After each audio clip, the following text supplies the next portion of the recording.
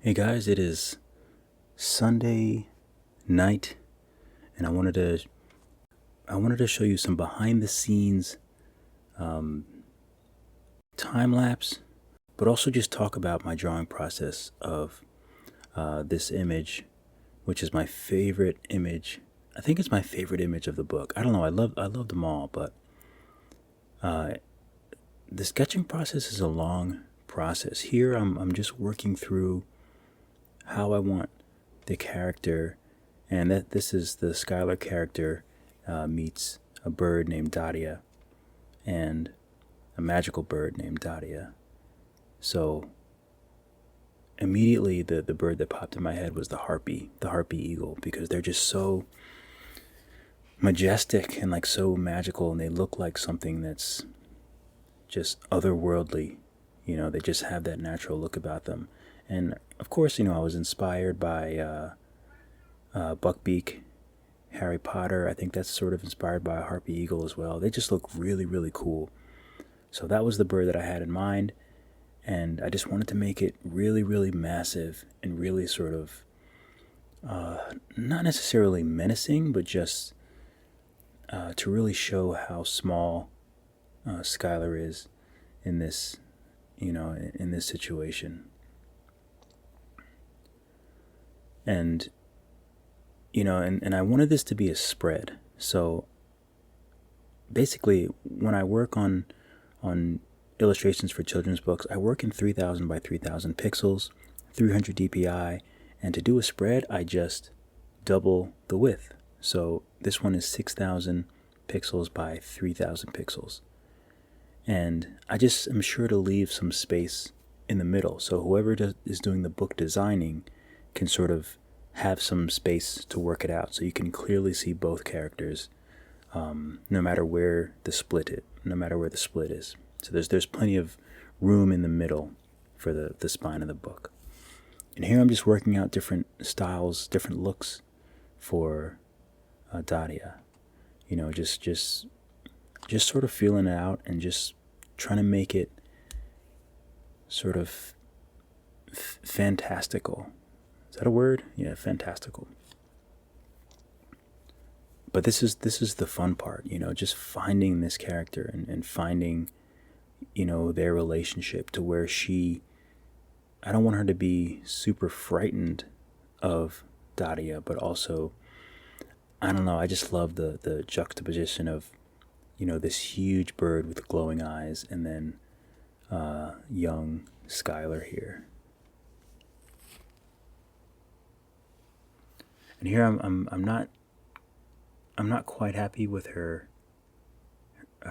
profile. Like, I feel like she needs to be profile to Daddia. They both should be a 50-50 profile looking at each other. So here I'm just kind of going through different faces and just trying to work out her expression, how I want her to look, head position, everything. I mean, everything you can think of, I sort of go through, and it's just a weeding out process to see what works the best. And another thing that's really wonderful about this book is, I was working with two amazing women, PhDs. The real deal, clear, concise. It was such a treat to work with them with this book. They gave me a lot of leeway. They sort of let me do my thing, and I took full advantage of that, because this is right up my alley. So it was such a treat to be able to bring these characters to life. So thank you again, Candace Amarante.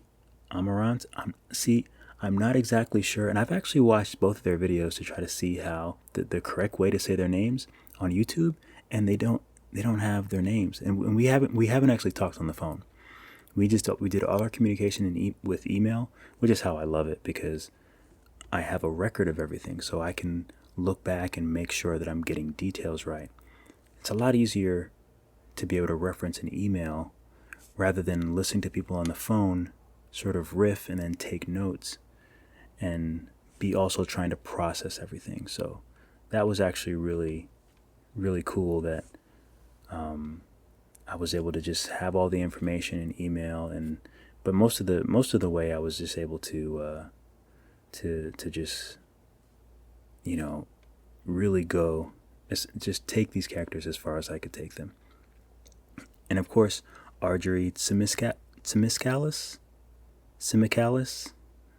it's something like that, but I'm not exactly sure how to say it. So I apologize to both of you, because you guys did not have the easiest names to just throw out there.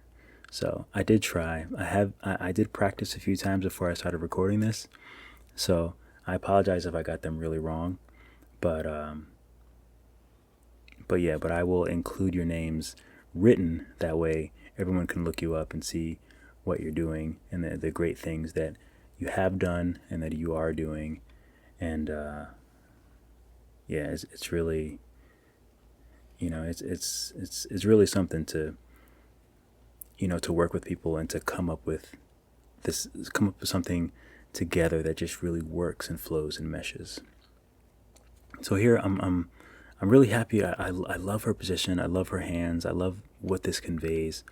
And now I'm just doing the line work for her and just sort of finalizing everything up.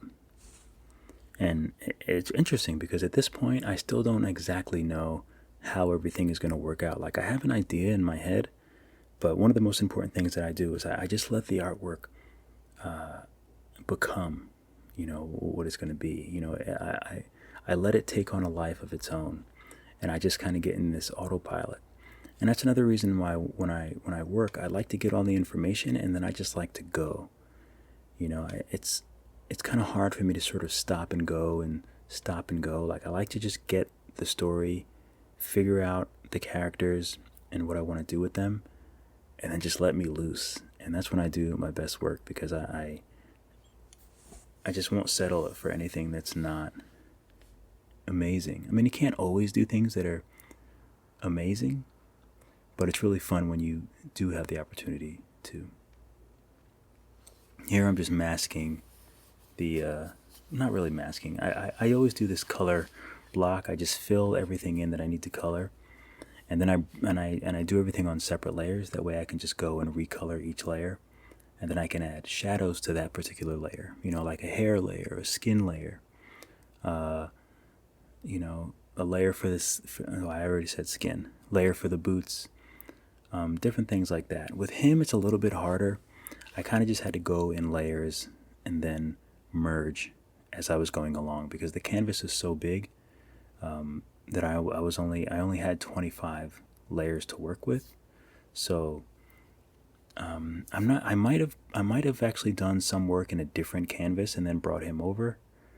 I can't be quite that sure, but there's tons of ways to get around using the layers. Like a lot of times I just duplicate the whole project, and then I'll just delete, you know, like I don't need the girl character, so I'll create a new project.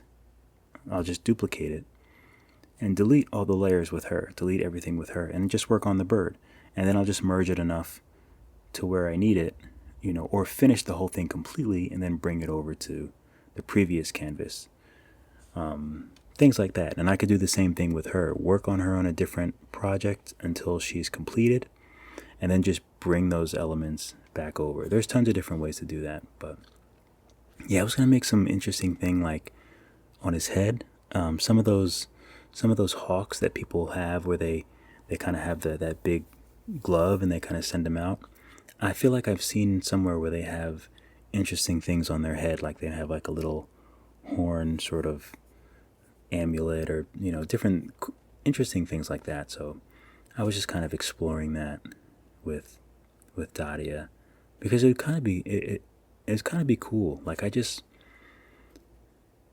there's just so much to do, you know. I there's so many options, and there's sometimes I actually get like overwhelmed with how extraordinary something could be. You know what I mean? Like, I'm doing this bird, and there's literally like anything that I can do. So things are popping in my head, like, oh, what if I make stripes on him? What if I make him so he's sort of wearing like some sort of samurai type mask, or, what if he has these different elements from different sort of warriors or different things like that. There's so much, but that's what I love about it.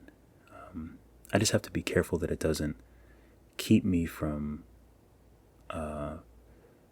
moving forward and making progress, because sometimes I can sort of get lost in like having fun and experimenting, but of course I can't spend too much time on it, because then it becomes less cost effective.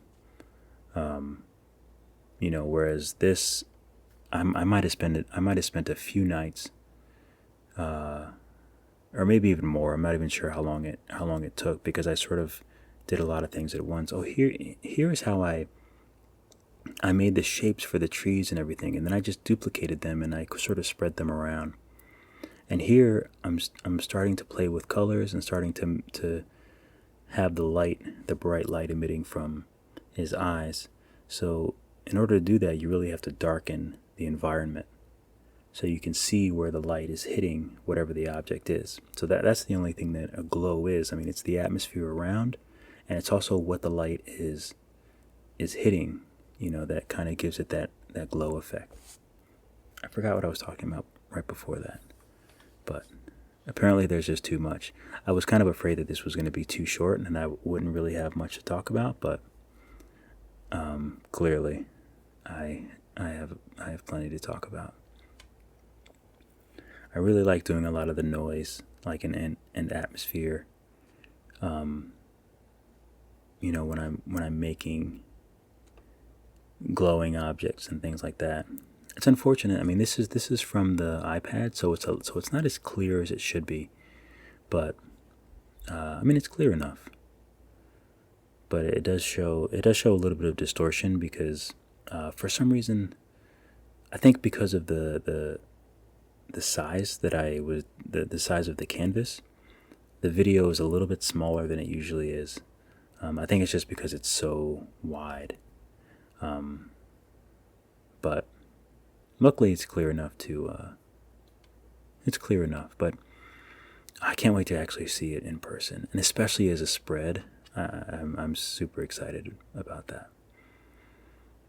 And here I'm just painting in different things for the background, because I wanted to make it dark and moody, and I just tried to keep that sort of feeling in this part of the story where she is now, which is you'll know when you read the story, but I really wanted to keep it very stormy, very moody, sort of grayish. You can really get a lot across with just colors and darkness and light and things like that. So okay, we have 10 seconds left. I'm not sure what I'm editing now, but I'm probably doing some sort of small details, because I don't even see where I'm making any edits. So I think I might go ahead and call it. I appreciate you guys hearing me out and hearing me ramble on about how I created this image, but it was a lot of fun, and I can't wait for the book to come out. And I'm gonna try to put together a few more things like this, just sort of going through how I make the pages and how my thought process when I'm doing the artworks, and why I'm making certain decisions and things like that. Because I think that's useful. Well, hopefully it's useful.